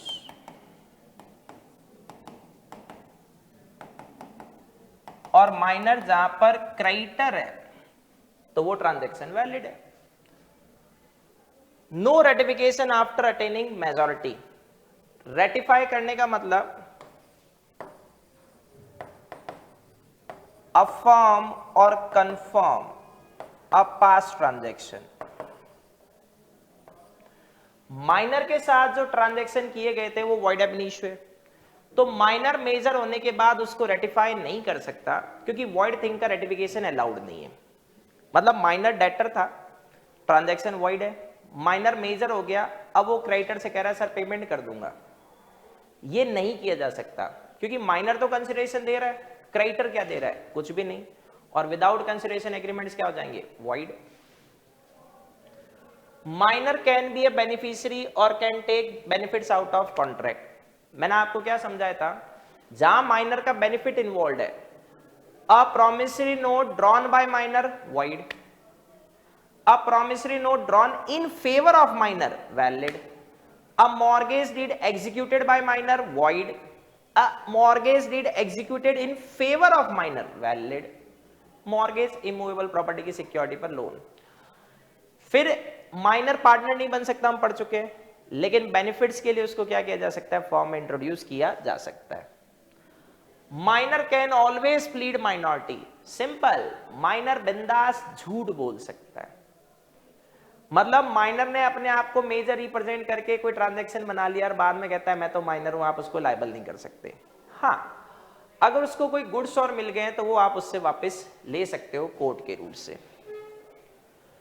एस्टॉपल मतलब स्टॉप डिनाइंग, पर माइनर के अगेंस्ट में एस्टॉपल एप्लीकेबल ही नहीं है, तो माइनर बिंदास अपने स्टेटमेंट डिनाई कर सकता है। लायबिलिटी फॉर नेसेसरीज, ये पॉइंट इंडिविजुअल काम का है, पर शायद ये भी मिक्स्ड था उस क्वेश्चन में, कहते हैं इसमें देखो नेसेसरीज और लग्जूरियस दो चीजें। लग्जूरियस के लिए तो माइनर की कोई लायबिलिटी नहीं है, नेसेसरीज के केस में रोटी कपड़ा मकान food shelter cloth education medical assistance या हेल्थ कह दो, तो वहां माइनर पर्सनली लायबल नहीं है, पर उसकी एसेट्स लायबल होगी। ये मैं आगे चल के सेक्शन 68 क्वासी कॉन्ट्रैक्ट में भी कराऊंगा। तो माइनर को कभी पर्सनली लायबल नहीं किया जा सकता, नेसेसरीज के केस में उसकी एसेट्स या स्टेट को लायबल किया जा सकता है, जो लग्जूरियस नहीं है। कॉन्ट्रैक्ट बाय गार्जियन, देखो नॉर्मली माइनर के फायदे वाले ट्रांजैक्शन कौन बना सकते हैं? गार्जियन बना सकते हैं, ठीक है, जिससे फायदा हो। लेकिन माइनर पर लायबिलिटी वाले ट्रांजैक्शन गार्जियन नहीं बना सकते। अगर गार्जियन माइनर की इमूवेबल प्रॉपर्टी को सेल करना चाहता है तो पहले कोर्ट की परमिशन लेनी पड़ेगी। नो स्पेसिफिक परफॉर्मेंस, माइनर के साथ ट्रांजैक्शन बना लिया, वो बाद में परफॉर्म करने से मना कर देता है, तो आप माइनर के अगेंस्ट में केस फाइल करके परफॉर्मेंस नहीं ले सकते। नो इंसॉल्वेंसी, अरे माइनर डेप्ट लेते ट्रांजैक्शन वॉइड है, तो minor is incapable to incur liability, तो जब लायबिलिटी ले नहीं सकता तो चुकाने में डिफॉल्ट का नंबर कैसे आएगा? तो माइनर इंसॉल्वेंट नहीं होता। पार्टनरशिप करवा चुका हूं, माइनर को एज अ पार्टनर नहीं ला सकते, लेकिन विद यूनानिमस कंसेंट बेनिफिट्स के लिए ला सकते हैं। एजेंट, माइनर एजेंट हो सकता है, क्योंकि एजेंट के कर्मों की सजा किसको मिलेगी? उसके प्रिंसिपल को, so as to make his principal liable, पर माइनर पे कोई लायबिलिटी नहीं आएगी, तो माइनर एजेंट अलाउड है। माइनर कैन नॉट बाइंड पेरेंट्स और गार्जियन, माइनर के ट्रांजैक्शंस के लिए पेरेंट्स और गार्जियन लायबल नहीं है। जैसे आपने उधार खाता खोल रखा और आप माइनर हो, तो पेरेंट्स पेमेंट करने के लिए लायबल नहीं है, लेकिन आप अगर पेरेंट्स के एजेंट के बिया पे काम कर रहे हो तो फिर पेरेंट्स लायबल होंगे। जैसे घर के पास जनरल स्टोर होता है, वहां पेरेंट्स की जगह बच्चे ही जाते हैं सामान लाने उधार पर, तो पेमेंट तो पेरेंट्स करते हैं। Joint contract by minor and adult, minor तो लायबल होगा नहीं, एडल्ट का मतलब मेजर, तो लायबिलिटी किसकी आएगी? केवल मेजर की आएगी। Surety for minor, minor cannot not B A guarantor और श्योरिटी, क्योंकि श्योरिटी या गारंटर कौन है?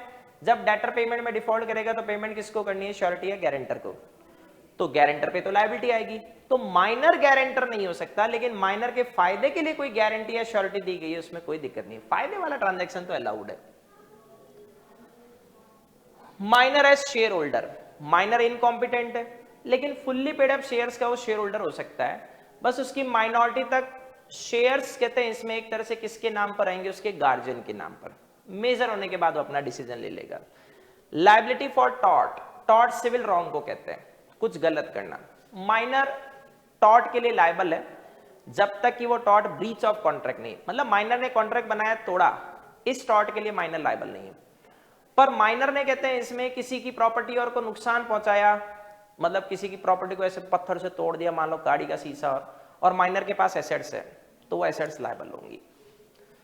पर्सन ऑफ साउंड माइंड, कोई भी पर्सन साउंड माइंड है या नहीं, उसके लिए दो चीजें चेक करो। Number 1, when he understand the contract, उसे कोई ऑफर दिया जा रहा है, कॉन्ट्रैक्ट बनाया जा रहा है, उसको समझ में आ रहा है। Number 2, he can form a rational judgement about इस, कहते हैं इसमें इफेक्ट अपॉन हिज इंटरेस्ट, मतलब उस कॉन्ट्रैक्ट से फायदा होगा या नुकसान, वो इस चीज को समझता है।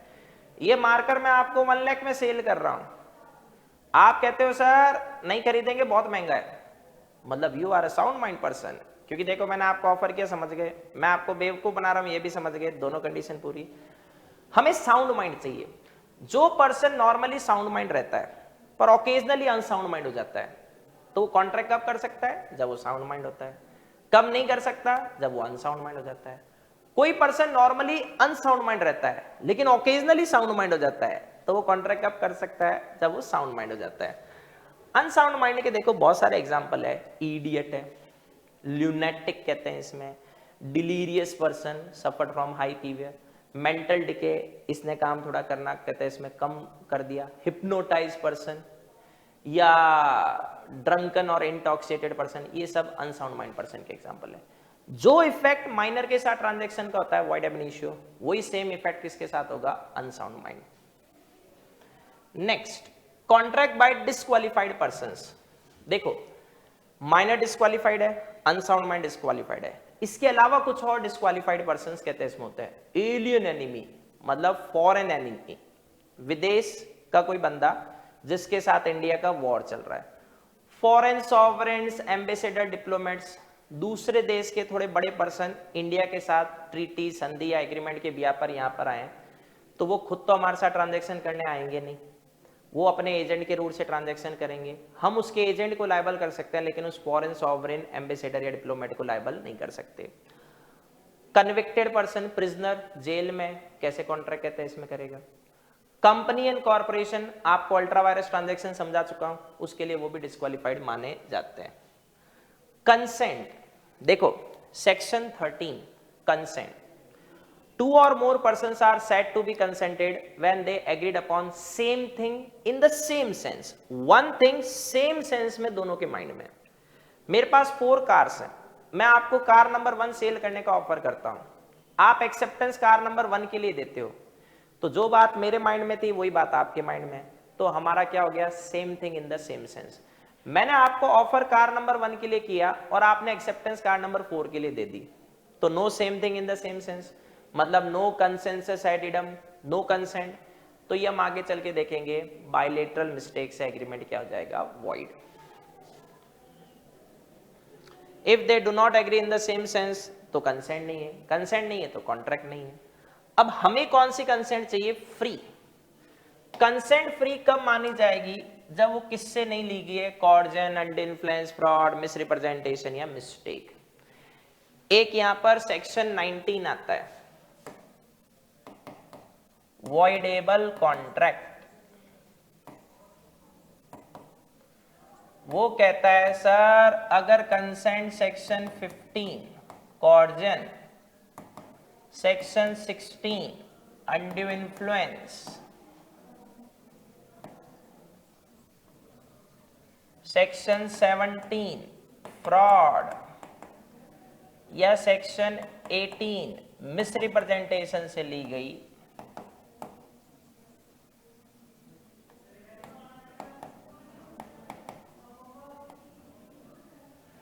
तो वो कॉन्ट्रैक्ट कौन सा होता है, वॉइडेबल। वॉइडेबल में देखो 2 एसेंस है, वॉइड का भी है और वैलिड का भी है। तो जो एग्रीव्ड पार्टी है, विक्टिम, जिसकी कंसेंट इस तरीके से ली गई है, वो चाहे तो उस कॉन्ट्रैक्ट को अवॉइड करवा सकता है और चाहे तो कंटिन्यू कर सकता है, दोनों ऑप्शन अवेलेबल है। मिस्टेक से हमेशा कॉन्ट्रैक्ट क्या होगा, वॉइड कहते हैं इसमें होगा, पर वो बायलेटरल मिस्टेक होनी चाहिए। कॉर्जन, कॉर्जन जब आप किसी पर्सन की कंसेंट फिजिकल फोर्स या थ्रेट से लेते हो, मैं आपके सर पे गन रख देता हूं और आपका गुड्स ले लेता हूं, तो क्या आपकी कंसेंट फ्री है, नहीं, तो मैंने आपके अगेंस्ट में क्या एक्सरसाइज किया, कॉर्जन। कॉर्जन क्या है, कमिटिंग या threat to commit any act forbidden, forbidden का मतलब पनिशेबल या prohibited by IPC, Indian Penal Code. जिस चीज को देश के सबसे बड़े criminal law IPC, Lord Macaulay ने 1816 बनाई थी, उसने प्रोहिबिट कर रखा है, और वो करके आप कंसेंट लेते हो, तो वो कंसेंट फ्री नहीं है। या किसी की प्रॉपर्टी को अनलॉफुली डिटेन करके या थ्रेटन देते हो डिटेन करने का, फिर आप कहते हैं इसमें कंसेंट लेते हो, तो वो भी कंसेंट फ्री नहीं है। अब आपने कहते हैं इसमें वो आईपीसी के अगेंस्ट वाला एक्ट क्यों किया या उसकी प्रॉपर्टी डिटेन क्यों की, ताकि सामने वाले पर्सन को आप उसकी विल के अगेंस्ट में कॉन्ट्रैक्ट में एंटर करवा लो, तो आप उसकी कंसेंट किससे ले रहे हो, कॉर्जन से। और अभी समझा है कॉर्जन के बिहाफ पे जो कॉन्ट्रैक्ट बनेगा वो वॉइडेबल है। अब option of parties who consent was so obtain, ये लाइन लिखनी चाहिए रादर देन एग्रीड पार्टी, क्योंकि वहां लैंग्वेज कुछ जगह मैटर करती है। तो जिस पार्टी मतलब एग्रीड विक्टिम, पीड़ित की कंसेंट इस तरीके से ली गई है, कॉन्ट्रैक्ट उसके ऑप्शन के ऊपर क्या बन जाएगा, वॉइडेबल। तो अब उसके पास चांसेस क्या है, वो उस कॉन्ट्रैक्ट को अवॉइड कर सकता है। अगर उसको कोई बेनिफिट मिला है तो वो बेनिफिट उसको वापस लौटाना पड़ेगा। अंडर इन्फ्लुएंस में तो क्या चॉइस होती है, वो बेनिफिट वापस लौटाना हो भी सकता है और नहीं भी। कॉर्जन में तो जो बेनिफिट मिला वो मस्ट आपको रीस्टोर करना होगा। ये एक आगे चल के हम सेक्शन 70 करेंगे। अगर आपने मनी पेड किए या कहते हैं कोई थिंग डिलीवर किए, 70 भी नहीं है तो 72 है, किससे, कॉर्जन से, तो आपको वापस लौटाना पड़ेगा। जैसे एक कोरियर कंपनी का ऑफिसर कहते हैं इसमें आपके किसी अर्जेंट कोरियर को रोक लेता है और कहता है सर इतना पेमेंट दो एक्स्ट्रा तब वो कोरियर दूंगा। अर्जेंट था तो दे दिया हमने, तो वो कोरियर क्या हो गई, आपकी प्रॉपर्टी, वो उसने रोक ली तो वो आपके अगेंस्ट में कॉर्जन एक्सरसाइज कर रहा है। आप वर्सेस कोरियर कंपनी का ऑफिसर, केस फाइल हो गया, आप जीत गए, तो कोरियर कंपनी के ऑफिसर को कॉर्जन से जो बेनिफिट मिला वो वापस लौटाना पड़ेगा। अनड्यू इन्फ्लुएंस देखो अनड्यू इन्फ्लुएंस 3 कंडीशंस पे टिका हुआ है। एक, रिलेशन बिटवीन पार्टीज, दूसरा डोमिनेटिंग या सुपीरियर पार्टी, तीसरा अनफेयर एडवांटेज। तो जहां ये तीनों कंडीशंस मैच हो जाएगी तो इसका मतलब कंसेंट किससे ली गई है, अनड्यू इन्फ्लुएंस से। अब मान लो टीचर स्टूडेंट से कहता है बेटा अपनी बाइक मुझे सस्ते में सेल कर दे तो एग्जाम में टॉप करेगा, तो स्टूडेंट पे हो सकता है टीचर का इन्फ्लुएंस हो, वो सेल सस्ते में कर देता है, तो टीचर ने क्या किया, अपनी सुपीरियर पोजीशन का मिसयूज किया। तो बहुत सारे एग्जांपल है, टीचर स्टूडेंट ले लो, फादर सन ले लो, डॉक्टर पेशेंट ले लो, ट्रस्टी बेनिफिशियरी ले लो, सॉलिसिटर कहते हैं इसमें क्लाइंट ले लो। तो कोर्ट यहां मानता है कि अनड्यू इन्फ्लुएंस हुआ है।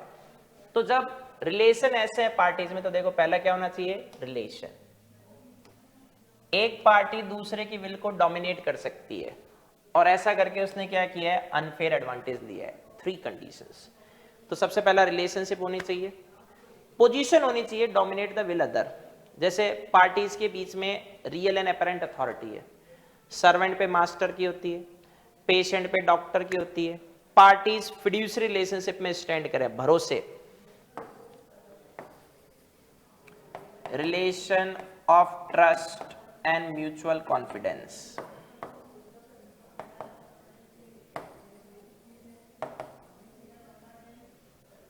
Husband wife and creditor debtor में थोड़ा सा ट्विस्ट है, ये लॉ की आइज में इक्वल होते हैं तो इनको साबित करना पड़ता है, वरना इनमें क्लाइंट सन को साबित नहीं करना, ये तो बोलते हैं अनड्यू इन्फ्लुएंस हुआ है तो फादर और कहते हैं सॉलिसिटर जो लीगल एडवाइजर होता है वो साबित करेगा।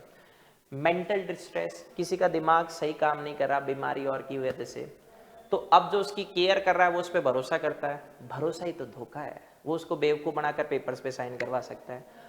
अनकॉन्सेनेबल बार्गेन, जिसको अपनी कॉन्शियस ही एक्सेप्ट नहीं करेगी। आपको पैसों की जरूरत थी, आप मेरे पास आए, मैंने आपको लोन दिया, पेपर पे साइन करवाते लिख दिया at the rate 100% interest per annum, मतलब 1 साल में पैसा डबल। क्या इसे नॉर्मली कोई एक्सेप्ट करेगा? नहीं। लेकिन अगर मार्केट में मान लो फाइनेंशियल स्ट्रिंजेंसी है, कठिनाई है, पैसा आसानी से नहीं मिल रहा, और कोई डेटर कहते हैं इसमें नॉर्मल से थोड़ा ज्यादा देकर कहते हैं इसमें लोन ले रहा है, वो अलाउड है, वो टिट फॉर टैट हो जाएगा। ऑब्जेक्ट अनड्यू एडवांटेज होना चाहिए, बर्डन ऑफ प्रूफ, कॉर्जन एक्सरसाइज कहते हैं, सॉरी कॉर्जन एक्सरसाइज हुआ है, ये बात कहते हैं इसमें किसको साबित नहीं करनी, एग्रीड को। कौन साबित करेगा? डिफॉल्टर के साथ नहीं, अपन तो अनड्यू इन्फ्लुएंस पढ़ रहे हैं। अनड्यू इन्फ्लुएंस एक्सरसाइज कहते हैं इसमें किया गया है, ये बात किसको साबित नहीं करनी, एग्रीड को। कौन करेगा? जो डोमिनेटिंग पोजीशन में। कॉर्जन एग्रीड को कहते हैं इसमें साबित करना पड़ता है। तो देखो दोनों में डिफरेंस क्या है। नेचर ऑफ एक्शन, कॉर्जन में कौन सी फोर्स है? फिजिकल। अनड्यू इन्फ्लुएंस में मॉरल या mental pressure. Criminal action against IPC है तो इसमें होगा, इसके अंदर नहीं होता। रिलेशनशिप इसमें जरूरी नहीं है, इवन स्ट्रेंजर भी कॉर्जन एक्सरसाइज कर सकता है और स्ट्रेंजर के अगेंस्ट में भी हो सकता है, पर इसमें जरूरी है। एक्सरसाइज बाय हुम, कोई भी, प्रॉमिसर या उसके साइड पे कोई भी, पर यहां पर जिनमें रिलेशनशिप है पार्टीज में। पोजीशन ऑफ बेनिफिट रिसीव, कॉर्जन में तो मस्ट है देना, अनड्यू इन्फ्लुएंस में भरोसा तोड़ा गया है तो कोर्ट कह सकता है एग्रीड पार्टी को बेनिफिट रिटर्न करने की जरूरत नहीं है, वो कोर्ट का डिस्क्रिप्शन है। फ्रॉड, अगर आप wilful intentional suggestion of false fact देते हो सामने वाले को डिसीव या चीट करने के लिए, तो आप फ्रॉड कर रहे हो। तो suggestion of facts which is not true, या आप फैक्ट्स को कंसील कर जाते हो। मैंने आपको वो सेल ऑफ गुड्स एक्ट में वो दीमक वाला एग्जांपल दिया था, तो वो फैक्ट कंसील करने की कोशिश की आपने, वो फ्रॉड है। कुछ भी नहीं करते बाहर, अपने आप देख लेता गुड सही है या नहीं है, इंश्योरेंस कंपनी को बेवकूफ बनाया जाता है। प्रॉमिस आपने दिया लेकिन पूरा करने की कोई इंटेंशन आपकी कहते हैं इसमें नहीं है। बिल्डर अपने क्लाइंट से कहता है सर 1 महीने में पोजीशन, उसको पता है 10 साल नहीं देने वाला। ये सेफ्टी के लिए कोई और एक्ट जो डिसीव करने की इंटेंशन से किया गया हो या अदर लॉस को फ्रॉडुलेंट मानती है। Effect of fraud upon validity of a contract, contract voidable है। इसमें 2 एक्स्ट्रा पॉइंट है, ये तो सिंपल है। एग्रीड पार्टी क्या कर सकती है, कॉन्ट्रैक्ट को रिसाइंड, वो यहां डैमेजेस की डिमांड कर सकती है, उसको जो नुकसान है वो लेगा। अगर सामने वाला उसके नुकसान को कंपनसेट करने को तैयार है, मतलब उसको पहले वाली पोजीशन में लाने को तैयार है, तो कॉन्ट्रैक्ट को रिसाइंड या कैंसिल करने की जगह कंटिन्यू भी कर सकती है। मियर साइलेंस इज नॉट फ्रॉड, मतलब साइलेंस को नॉर्मली फ्रॉड नहीं मानते जब तक ये 2 सिचुएशन ना हो, क्योंकि साइलेंस तो बायर को ध्यान रखना चाहिए, केविएट एम्प्टर। कब साइलेंस को फ्रॉड माना जाएगा, जब आपकी ड्यूटी टू स्पीक हो, ये ध्यान रखना, काम के टॉपिक है। ड्यूटी टू स्पीक कब है, फिड्यूसरी रिलेशनशिप, भरोसे वाले रिलेशनशिप हुए और वहां साइलेंट रहे, फ्रॉड है। और भरोसा नहीं है भले ही साइलेंट रहो, सामने वाले की attack, caveat emptor. Contract of insurance, आपको इंश्योरेंस में सारी बातें बतानी चाहिए पुरानी बीमारी और के बारे में। कॉन्ट्रैक्ट ऑफ मैरिज, एक डाइवोर्सी ने नई शादी कर ली, पुराने वाले डाइवोर्स के बारे में बताया नहीं, fraud. Contract of family settlement, बड़ा भाई छोटे भाई को पूरी प्रॉपर्टी नहीं बताता और फैमिली सेटलमेंट कर लेते हैं, गलत है, फ्रॉड, छिपाना ही तो फ्रॉड है। Share allotment contract, company prospectus issue करती है, लॉस और चल रहे हैं उसके बारे में बताती नहीं, फ्रॉड। जब साइलेंस अपने आप में कहते हैं बोलने के बराबर हो, देखो लाइन समझो, ए बी से कहता है सर अगर आप मना नहीं करोगे तो मैं क्या मानूंगा, हॉर्स साउंड है। ए ने बी से क्या कहा, आप कुछ भी नहीं बोलोगे तो मैं क्या मानूंगा, हॉर्स साउंड है। बी चुपचाप रहा, ए क्या मानेगा, हॉर्स साउंड है, लेकिन वास्तव में हॉर्स पागल था। तो यहां बी ने साइलेंट रह के क्या कर दिया, ए के साथ फ्रॉड, क्योंकि यहां साइलेंस ना बोलना किसके बराबर है, बोलने के। मिस रिप्रेजेंटेशन, देखो फ्रॉड इंटेंशनल है, मिस रिप्रेजेंटेशन इनोसेंट है। मैं मानता हूं कि इस कंपनी में कहते हैं इसमें ये वाला पर्सन डायरेक्टर है तो ये कंपनी बहुत बढ़िया होगी। अब मैं ये क्यों मानता हूं, उसका कोई वजह होने की जरूरत नहीं है। तो positive assertion not warranted by the information of the person making it, मेरे पास उसका कोई कहते हैं इसमें इंफॉर्मेशन नहीं है कि मैं ऐसा क्यों मान रहा हूं। Of facts which is not true though he believes to be true, मैं मानता हूं इस कंपनी की फाइनेंशियल पोजीशन बहुत बढ़िया है क्योंकि इसमें ये डायरेक्टर है, और आपसे कह देता हूं शेयर्स खरीद लो, बाद में पता चलता है मुझे कि वहां पर फाइनेंशियल पोजीशन अच्छी नहीं थी, तो मैंने आपके साथ फ्रॉड नहीं किया, ये मिस रिप्रेजेंटेशन है, जैसा मैंने सोचा वैसे ही आपको बता दिया। Breach of duty without an intention to deceive, मैं आपको चीट नहीं कर रहा था तो फ्रॉड नहीं है, और मुझे पता होता कि फाइनेंशियल पोजीशन अच्छी नहीं है फिर भी आपको अच्छी बताता तो मैं आपको चीट कर रहा हूं। फिर सामने वाली पार्टी को अगर मैं ऐसा, मतलब मैं आपको अगर वो फाइनेंशियल एडवाइस नहीं देता तो आप खुद इंक्वायरी करते, पर मेरी फाइनेंशियल एडवाइस पर भरोसा करके तो आपने क्या किया, मिस्टेक। तो फ्रॉड में देखो इंटेंशन सामने वाले को बेवकूफ बनाने की है, मिसरिप्रेजेंटेशन में नहीं है। फ्रॉड में आपको पता होता है कि ये फैक्ट्स फॉल्स है, मिसरिप्रेजेंटेशन पता नहीं होता। फिर फ्रॉड में आप डैमेजेस क्लेम कर सकते हो और कॉन्ट्रैक्ट को भी रिसाइन कर सकते हो, मिस रिप्रेजेंटेशन में केवल कॉन्ट्रैक्ट को रिसाइन कर सकते हो, डैमेजेस क्लेम नहीं कर सकते। मींस टू डिस्कवर ट्रुथ, अगर फ्रॉड का कहते हैं इसमें पता लगाया भी जा सकता है तो भी आप ये डिफेंस नहीं ले सकते सर मैंने तो फ्रॉड किया, आप भी तो फ्रॉड का पता लगा लेते, नहीं, क्योंकि आपकी इंटेंशन चीट करने की है। लेकिन मिस रिप्रेजेंटेशन में चीट करने की ऐसी इंटेंशन नहीं है, तो सामने वाला पर्सन ये बोल सकता है, जैसे मैंने आपको कहा कि मेरे फार्म हाउस में कहते हैं 1 लाख काउज आ जाएंगी, मेरे को ऐसा लगता है, आपने खरीद लिया, बाद में आपने काउज ऐसे चिपका कर भी ऐड करने की कोशिश की तो 80,000 आई, तो क्या आप फार्म हाउस में पहले काउज ले जाकर इंक्वायरी नहीं कर सकते थे कि कितनी आएगी, जैसा मुझे लगा वैसा मैंने आपको बता दिया। लास्ट लेते हैं आज के लिए मिस्टेक। मिस्टेक देखो क्या है, इनोसेंट या इरोनियस बिलीफ अबाउट समथिंग, 2 तरह की है, बायलेटरल दोनों पार्टीज एग्रीमेंट वॉइड है, यूनिलेटरल एक पार्टी एक की गलती की सजा दूसरे को नहीं देते। इफेक्ट ऑफ मिस्टेक, अगर मिस्टेक लॉ की है, चाहे लॉ इंडियन हो चाहे फॉरेन, इंडियन लॉ की मिस्टेक का कोई एक्सक्यूज नहीं है, you have to knowledge of Indian laws. आप ट्रैफिक रूल्स वायलेट करोगे, फाइन लगेगा, आपको पे करना पड़ेगा, आप ये डिफेंस नहीं ले सकते सर मुझे तो लॉ का आइडिया नहीं है।